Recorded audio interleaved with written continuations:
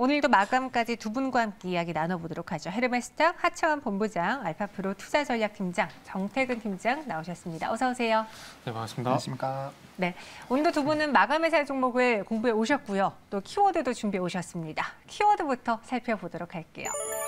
하반기 기대 건설주랑 백신주 순환매 대비라고 했는데 백신주의 순환매를 대비해보자? 그럼 백신주인 건가요? 네, 제가 자막을 잘못 드린 것 같네요.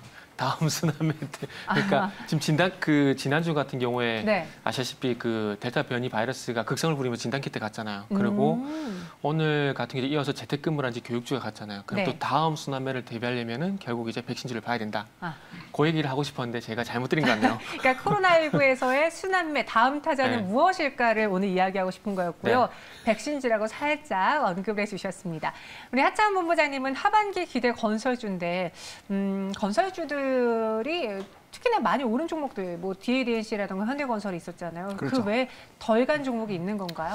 그렇죠. 아직 위치적인 부분으로서 조금 이제 낮은 위치에 있는 거고요. 저 같은 경우는 대놓고 그냥 건설주라고 얘기를 드렸죠. 그래서 건설주 같은 경우는 뭐 네. 다들 아시겠지만 내년 상반기까지는 좀 좋을 확률이 굉장히 높다 보니까 그런 기대감들 좀 가져가 볼 수 있는 종목군들 중에서 네. 좀 안 간 종목 위주로 좀 먼저 말씀을 드려보도록 하겠습니다. 백신이냐 건설이냐 여러분들은 어느 쪽이 조금 더 당기시는지 모르겠네요. 그러면은 두 분의 키워드 박스 종목으로 바로 공개해 보도록 하겠습니다. 정태근 팀장님은 넥스트사이언스를 갖고 오셨고요. 그리고 HDC 현대산업개발이 나왔어요. 일단 넥스트사이언스부터 들어볼까요? 일단 제가 결론 내드릴게요. 길게 보실 거면 저쪽 보시고요. 짧게 보실 거면 저 보시면 됩니다. 그럼 저는 여기로 갈게요. 네. 그래서 서두에 일단 좀 말씀드렸는데 네. 일단 진단키트, 재택근무, 온라인 교육 이렇게 갔지 않습니까? 그러면 결국 이 바이러스가 발생되게 되면서 진단으로는 끝이 나지 않을 겁니다. 결국 이 확산세가 커지는 걸 막기 위해서 예방을 할 수밖에 없고 또 확진자에 대해서 치료를 할 수밖에 없고 그러면 이 코로나 섹터 내에서 보게 되면은 진단, 예방, 치료 이렇게 순환매가 돌 수밖에 없는데 델타 변이 바이러스가 발생이 되게 되면서 기존의 백신이나 치료제 같은 게 많이 올랐습니다. 그러다 보니까 가격적인 메리트가 진단키트에서 발생이 됐었고 그리고 나서 또 가격 메리트 있는 걸 찾다 보니까 또 재택근무 쪽으로 갔거든요.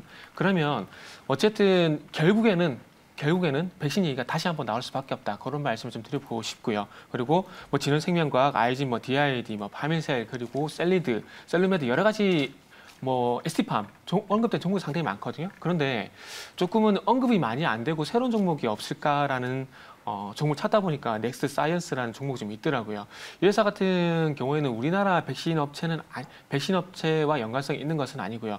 그 베트남 토종 백신 나노젠이라는 회사의 지분을 10%가량 현재 가지고 있습니다. 그래서 베트남 백신 기업의 지분을 갖고 있다 보니까 그 코로나 테마주로도 백신 관련주로 묶여있다 좀 보시면 될 것 같은데 어쨌든 이 나노젠이라는 회사가 뭐 효능에 대한 부분들이 리포트를 제가 솔직히 말씀을 확인드린 건 아닙니다. 그런데 다음 백신 기대감 넘어가게 된다면 어찌 보면 시장에서 언급이 안 된 신선한 종목 쪽으로 가지 않을까라는 그런 생각을 해봤습니다. 그리고 이 나노젠이 지금 2상까지 마치고 이제 3상에 진입했다는 얘기가 있더라고요. 그러면 적어도 안전성과 부작용 테스트는 끝났다는 얘기고 3단계에서 이제 이 효능, 그러니까 통계적 유의성 확보만 되게 된다면 나올 가능성이 높다라는 거죠. 그리고 최근에 우리나라 같은 경우는 SK 바이오사이언스도 마찬가지로 3상에 진입이 됐듯이 이제는 어쨌든 3상에 진입을 하고 있는 뭐 새로운 종목들을 보게 된다면은 한번 보시면 좋지 않을까 좀 생각을 했고요. 그리고 차트를 보신 바와 같이 5일선과 21선 골든크로스 넣고 5일선 주세가 안정적으로 우상향이 되고 있는 상황이기 때문에 지금 어찌 보면 가파른 상승세가 나오기 전에 한번 추적 매수해 보시면 좋지 않을까라는 판단에 좀 준비를 했습니다. 그리고 오늘 이후로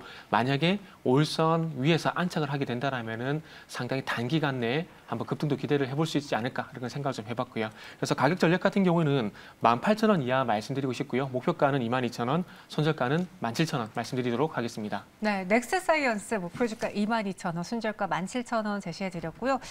정태근 팀장님은 유튜브 나오셨어요? 이번에 네. 399 유튜브? 예. 거기서 또 한빛소프트 이야기하셨나 봐요. 네. 그래서 지금 한빛소프트로 수익 중이라고 감사하다라고 유튜브 채팅방에 글 올려주셨어요. 지금 수익이 되나? 메타버스 또 오늘 네. 이야기가 나왔는데 우리 정태근 팀장님의 종목 픽도 한번 눈여겨보겠고요. 우리 하창 본부장님은 HDC 현대산업개발입니다. 네, 뭐 다소 좀 느릴 수는 있지만 네. 지금 최근 시장이 너무 순환매가 더 빠르고 또 이제 올랐을 때 빠르게 매도를 못하게 됐을 때 좀 자금이 묶이는 분들이 좀 많으실 겁니다. 그래서 네. 좀 자리적인 부분에서도 이제 돌파가 한번 나오게 됐을 때 좀 강한 시세가 나올 수 있는 자리이기도 해서 일단 건설주로 좀 들고 와봤고요. 일단 이 종목 같은 경우는 이제 디벨로퍼 쪽에 조금 더 가깝기 때문에 일반 건설주 대비해서는 조금 이제 덜 올라간 부분이 있습니다. 뭐 이제 상반기 분양 물량도 조금은 부족했었지만 하반기로 가면 갈수록 이런 부분들이 좀 좋아지지 않을까라고 보고 있고요. 또 연말에 또 이제 디벨로퍼 관련된 이벤트들이 있습니다. 올해 2건이 있고 내년에 또 1건이 있는데 그와 관련된 부분들이 또 진행이 된다라고 했을 때 자연스럽게 가치적인 부분에서 좀 상승이 나오지 않을까라고 보고 있는 그런 상황이고요.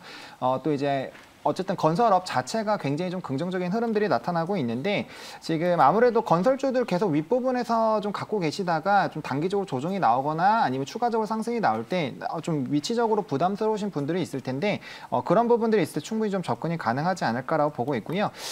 이제 삼성전기나 그런 좀 대형주들 같은 경우 일반적으로 좀 뚫지 못하는 그런 윗라인대를 뚫어줬을 때 굉장히 좀 강하게 상승이 나오는데 이 종목 같은 경우 35,000원 라인 부근이거든요.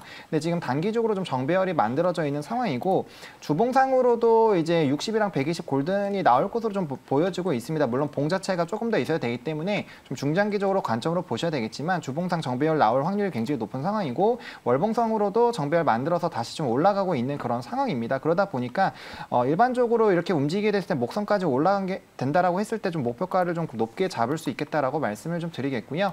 그래서 그런 관점으로 봤을 때 이제 중장기적으로 좀 모아가시는 포트 종목에 하나 정도 넣어보시면 좋겠다라고 말씀을 드리겠고 매수 같은 경우는 31,200원 라인부터 이제 32,300원까지 뭐 호가상으로는 크게 차이가 안 나지만 분할로 좀 접근을 해보시면 좋을 것 같고요. 목표가는 단기적으로 38,000원 그리고 뚫어준다라고 하면 48,000원까지 중장기에 충분히 가능하지 않을까라고 보고 있는 상황이고요. 손절 라인 같은 경우는 여기 27,000원 라인 박스권 하단 뚫어주면은 다시 한번 좀 눌렸다가 갈 확률이 높다 보니까 이 부분을 좀 가격 대응 전략으로 접근을 해보시면 좋겠다라고 말씀을 드려보도록 하겠습니다.